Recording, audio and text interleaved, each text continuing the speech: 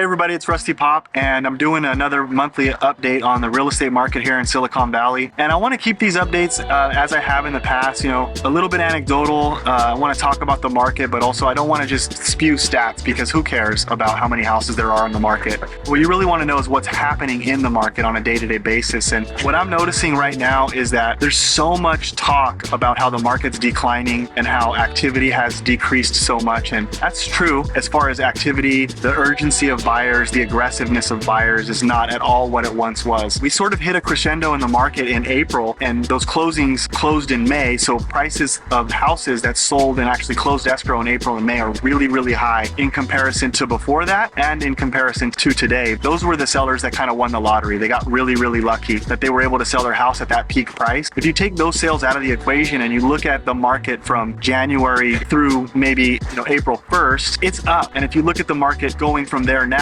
it's up even still since January. There's really no reason for this panic. The other thing that I think people are losing in the chatter is that right now there's still way more buyers than there are sellers. If a house is presented well and priced appropriately, you're still going to get at least one buyer, if not two or three. And I've personally had that experience. Every listing that I've sold in the last 5 weeks, and there's been 5, every single one of those houses has received multiple offers, and every single one of those houses is sold over asking. The difference is that we're pricing our properties with the expectations that we're not going to get those wildly high prices, number one.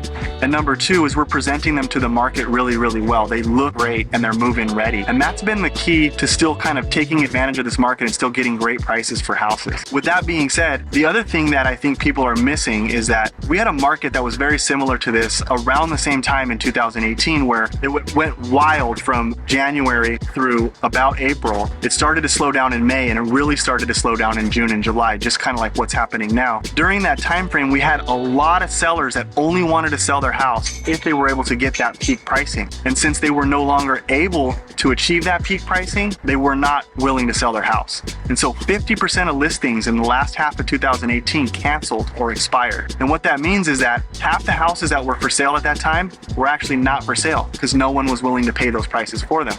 If that's the case now, then 1 out of every 2 houses, and let's say it's not that, let's just say it's 1 out of every 4 houses is not actually for sale. That really dwindles down how many choices buyers have. So what that means is that we have a problem of perception here. Buyers think they have more options than they do, and sellers really still want to get those peak prices. In a market like that, we sort of have this standoff where buyers aren't willing to pay it, sellers aren't willing to accept it, things take longer. So that's what we're experiencing right now. It's not the end of the world. What's going to happen is that buyers are going to recalibrate what they think houses are worth. The sellers that are willing to sell because they have other motivations, they need to sell their house, are going to accept what the market will prevail, and it will even out. And at that point, we're going to start seeing sales happen with regularity again, and we're not going to see this wild, nobody knows what's going on sort of a situation.